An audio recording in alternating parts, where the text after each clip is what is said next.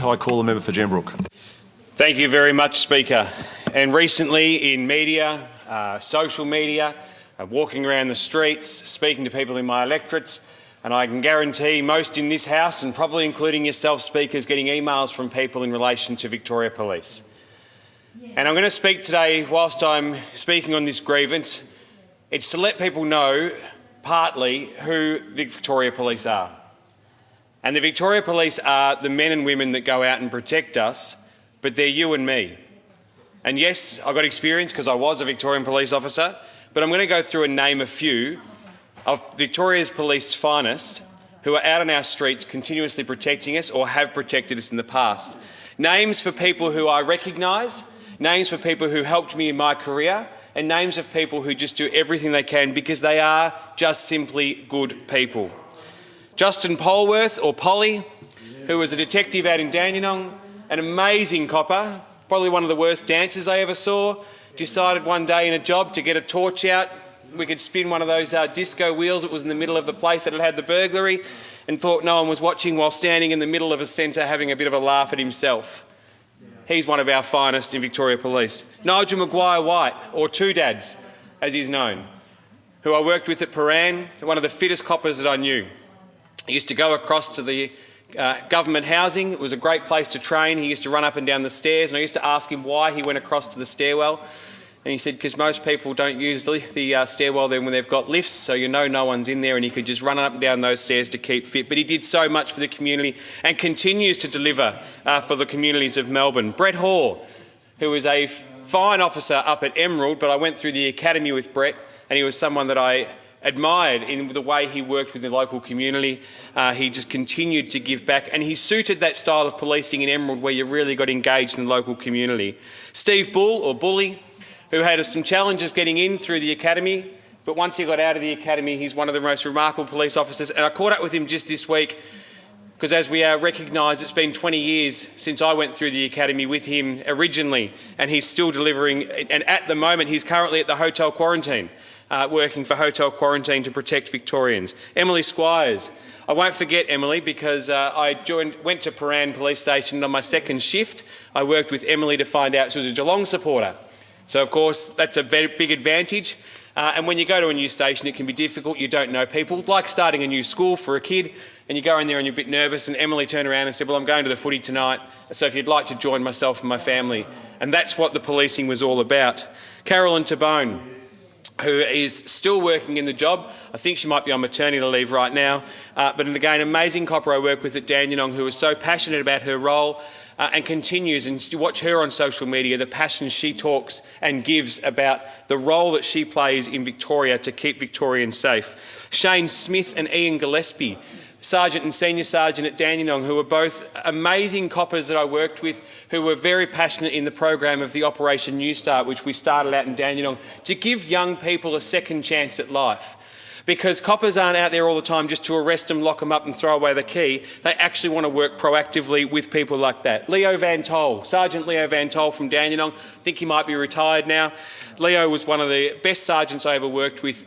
And on the day I won't forget, because I went out to a incident, and it was the first time that I ever saw a child who had passed away, and it was only a baby. And at the time my wife was pregnant. It was the hardest day in the Victoria Police that I ever had. And still today, it sticks with me. But when I got back to the station, to have someone like Leo take you aside and have a discussion with you about what you've seen, and you could debrief with him, it meant so much to me. Russell Barrett, still there, Rusty, very senior in the police force now. Russell I worked with in liquor licensing, who again guided me working through when I was working in liquor licensing and through Melbourne. The Stows, Paul and Glenn Stowe, Stowe brothers. One's out of the job now, but both of them have given so much, whether it was a detective or as a dog trainer through the Victoria Police. And Paul Topham, who I know is a senior sergeant, I think he's still in Melbourne, but I worked with out in Dandenong as well. These are the names of the men and women who are out there at the moment protecting Victorians and have always been there. And I've had the pleasure of working with so many of them. Not just these, and I'm not going to go through the names of all the others that I've worked with over time. I wish I could, but the reality is that's not what we're going to be talking about. But those are the men and women. So when someone gets me on my internet or their website, or they send something on their social media, or they want to send me an email, and they want to tell me that, you know, all Victoria Police are scum, or all Victoria Police are dirtbags, or whatever words they want to use, I'll continue to reply with "get stuffed." Because Victoria Police each and every day go out and protect Victorians.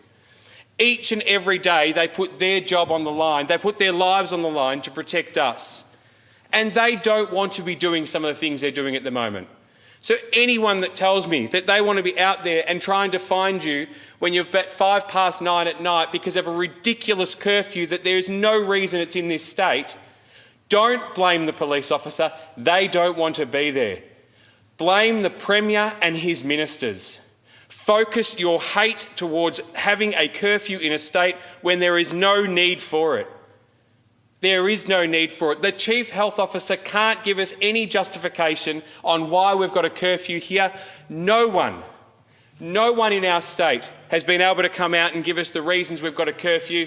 And then they said the reason in New South Wales they had a spread was because they didn't have a curfew. Well, that hasn't helped down here at all. So if people want to change where they're focusing, put that focus to those that are making the decisions. The 15-kilometre limit. If anyone thinks the police think it's fantastic to pull someone over because they're 15.1 kilometres from their home to give them a fine, you're kidding yourself. Again, the focus goes back to who is putting in these restrictions. And those restrictions are put in place by the Victorian Labor Government. So don't focus on the copper who's out there doing his job. Focus on those that are bringing in these ridiculous rules. We want to make sure as we go through COVID, and we've put plans in place, things like opening up schools safely. And I note today we're talking about gyms, we're talking about businesses. I had an example today where someone has contacted me from a business and they've been visited by Occupational Health and Safety and they don't have a COVID safe plan. He got called in to go and do a review in the premises, and he got a $10,000 plus fine. And Speaker, we know $10,000 in any business any day of the week is a lot of money. But his business has been shut since lockdown 5. He hasn't had staff in there. He's been called in by Occupational Health and Safety to do the review with WorkSafe, and he's got in trouble for not having a plan at the workplace, for what they're going to do during COVID. He hasn't been there since lockdown 5. Why would you have a plan in a locked up office? It simply doesn't make sense. Again, don't blame the WorkSafe advisor, don't blame those out there, blame those that are bringing in these ridiculous rules that these people have to comply with when they're small businesses. Continuing on the fact of what's happening around our community is mental health.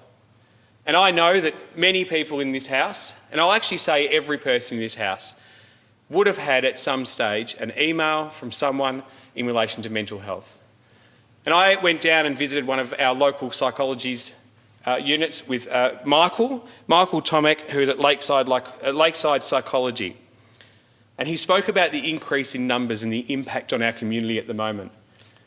Wait lists of over 500 people in one psychology centre, one, over 500. He rang around between Warragul and the city to try and find a spot for one person on that list. And Speaker, do you know how many positions were available for someone taking a new patient on that day between Warragul and the city? One. There was one spot in Hawthorn available, and that was it. No other service was offering to take new clients. It was all to put on a wait list.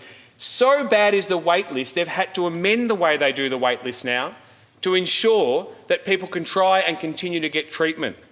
And he asked me the question, and I can't answer it, and I hope someone in government can answer it when they get up and speak. How do you tell a 12-year-old who's in deep depression that we can help you in 8 months' time? How do you say to an 8-year-old who's suffering mental health issues, we can help you, but it's in 6 months' time? It's too long, and we haven't acted on it. And the reality now is, what we're seeing is the impact on that mental health is going rife through communities. And the lockdowns and the pressure from the curfews. And again, the curfew is just one of those things that just plays on your mind. It's something that doesn't need to happen, and it doesn't need to happen in this state. And Speaker, businesses. Businesses throughout my community, the one thing they will say is they don't want support. They actually want to be trading. That's what they want. They want to be trading. The businesses throughout my electorate that I visit regularly or speak to or stay in contact with, they want to be open and they want to trade. And you know how frustrated they were when they heard that the government was considering 10,000 people to have at the Melbourne Cup? Now, I'm not anti having the 10,000 at the Melbourne Cup, but I'm anti having 10,000 at the Melbourne Cup before you can have businesses back open and trading again. I'm anti having 10,000 at the Melbourne Cup before you can open up schools and get kids back to school. I'm anti... I'll just clarify that. The member for Oakley just said 2 days before. It's 251 days today they've been locked down, member for Oakley.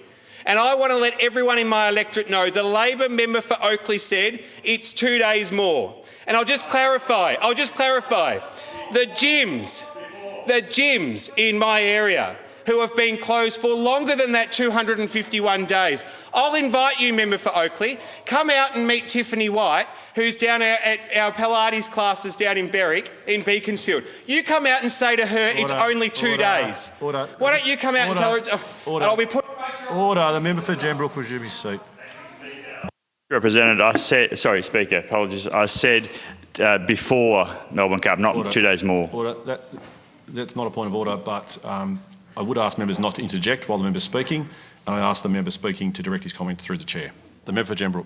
Thank you very much, Speaker. And I wish you had the power to then force the member for Oakley to come down and meet those businesses. Because I'm looking forward now, because all of a sudden you've made this contribution from good to great. Because now I can go out to my community and remind them that every single person of the Labor Party who's now decided to interject is supporting your position. And I note the leader at the table is the one staying silent, because obviously they don't you. And a good question.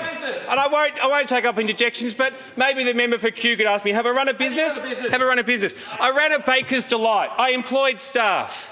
Have you ever... You ran a Baker's Delight? You ran a Baker's Delight. Congratulations, well done. I think the leader's asking you to quieten down. But I have run a business. I've actually worked within the Victoria Police. I've worked in prisons. I've actually had life experience outside of here, and I understand the impacts of each and every decision you are making. So when a person says it's only 2 days that a business has to stay shut longer, you have no idea of what is happening out in our community. None whatsoever. I wouldn't dig a hole any deeper than you've got right now. But every single business, every single day they are not trading is a job lost. Every time you walk around Melbourne, it's a new for lease sign on a business here in the city. Every time you go past a pub, it's another person going through university who can't get a part-time job. Every single time you walk past a school at the moment, it's school kids that haven't got the opportunity to go in and learn. There is so much that we're missing out on, and for any person in this House to turn around and go, it's only 2 days, is an absolute disgrace. Victorians are struggling. I went through the mental health statistics. Victorians at the moment are stuck inside their homes, and yes, we'll talk about the Chief Health Officer's rules, but you're going to have to start talking about the fact that a government must make decisions based on all the advice that they can get. And at the moment, we've heard too often from the Premier say, it's all based on the Chief Health Officer.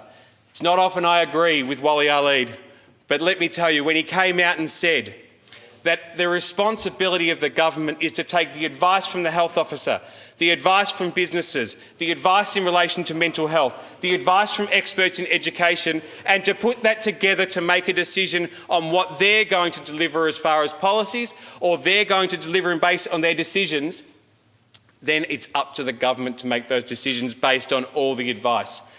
It's a sad day in Victoria when all of the decisions are being made around one thing, and we're seeing the impact through our businesses. And now, today, at the end of this, the one thing we will see for every person in Victoria is the member for Oakley is joining his colleagues in saying it doesn't matter, you're closed for 2 more days.